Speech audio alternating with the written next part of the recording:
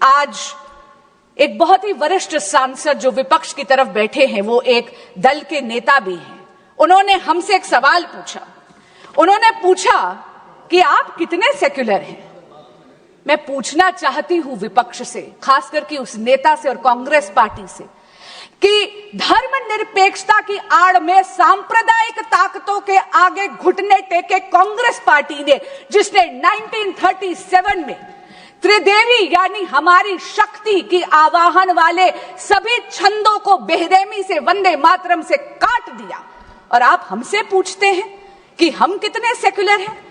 महोदया, जब ऐसे तुष्टीकरण की राजनीति के पटल पर वंदे मातरम की बलि चढ़ा दी, इसीलिए स्वर्गीय श्रीमती सुषमा स्वराज को 1996 में इसी सदन के पटल पर यह बोलना पड़ा, हां हम सांप्रदायिक हैं क्योंकि हम वंदे मातरम गाने की वकालत करते हैं, क्योंकि हम राष्ट्र ध्वज के सम्मान के लिए लड़ते हैं।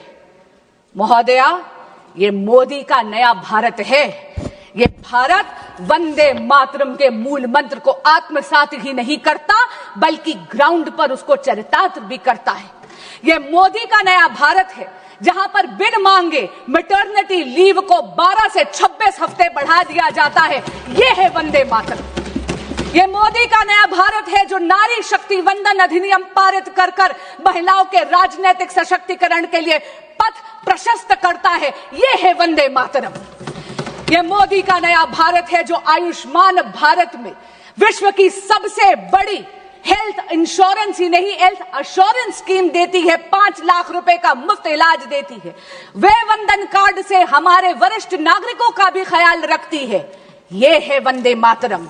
ये मोदी का नया भारत है जो न्यूक्लियर एनर्जी और भारत की स्पेस को एकाधिकार यानी सरकारी एकाधिकार से निकालकर भारतीय की युवा शक्ति उसमें अपना योगदान दे पाए, इसके लिए उसको खोलती है।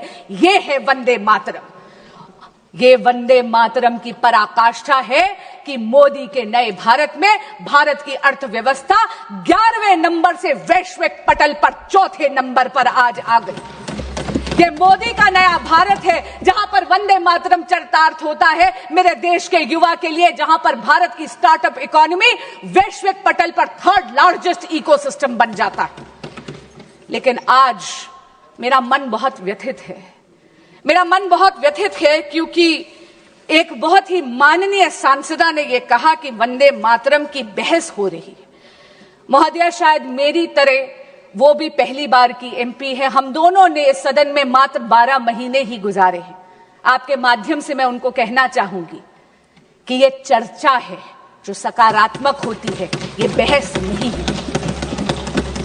माननीय सांसदा ने कहा कि आप अतीत में क्यों मंडरा रहे हैं।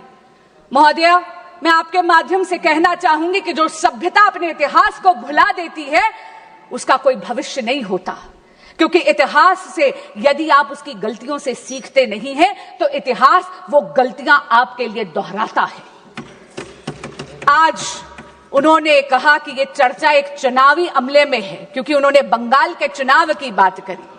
मैं आपके माध्यम से उनको कहना चाहूंगी कि बंगाल वंदे मातरम की जन्मभूमि है। बंगाल वो पावन धरती है जिसने आजादी का ये मूल मंत्र दिया, ये जय घोष दिया, जिसने स्वदेशी का ये उद्घोष दिया।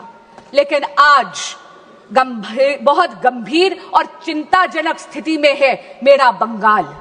क्यों? क्योंकि वहां की रूलिंग डिस्पेंसेशन वंदे मातरम की आत्मा का गला घोट रही है।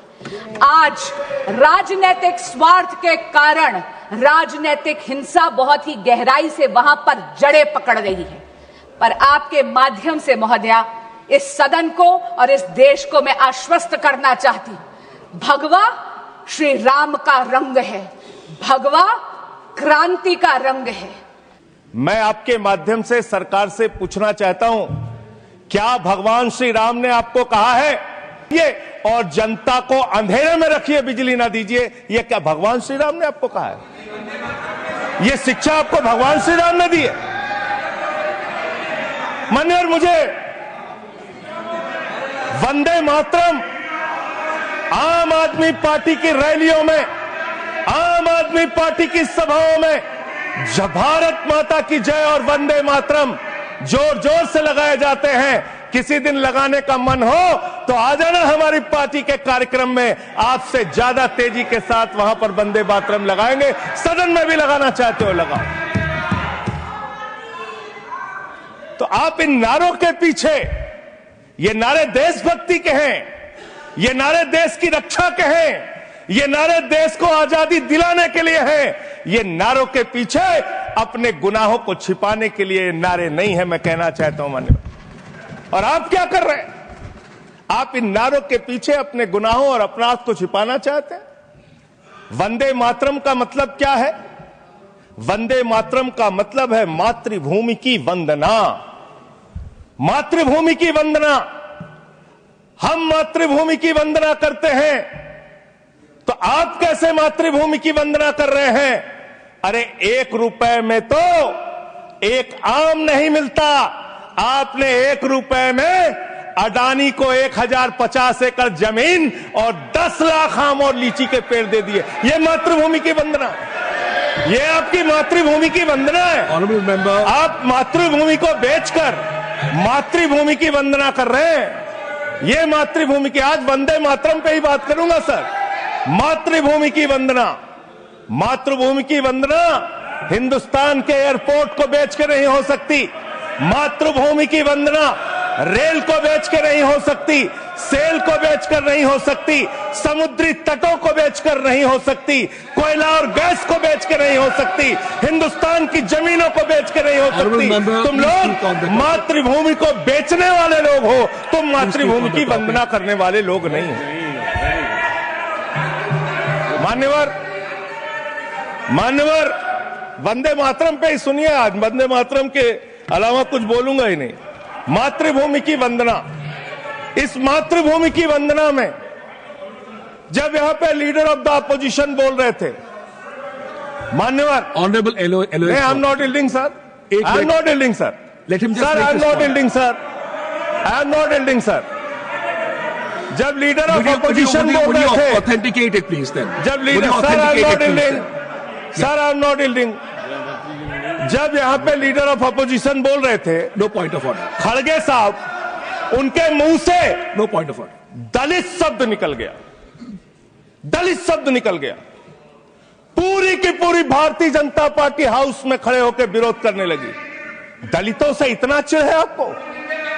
क्या दलित भारत माता के बच्चे नहीं? क्या पिछड़े भारत माता के बच्चे नहीं? क्या आदिवासी भारत माता के बच्चे नहीं? अगर दलितों, पिछड़ों, आदिवासियों की बात होगी तो आप विरोध करेंगे?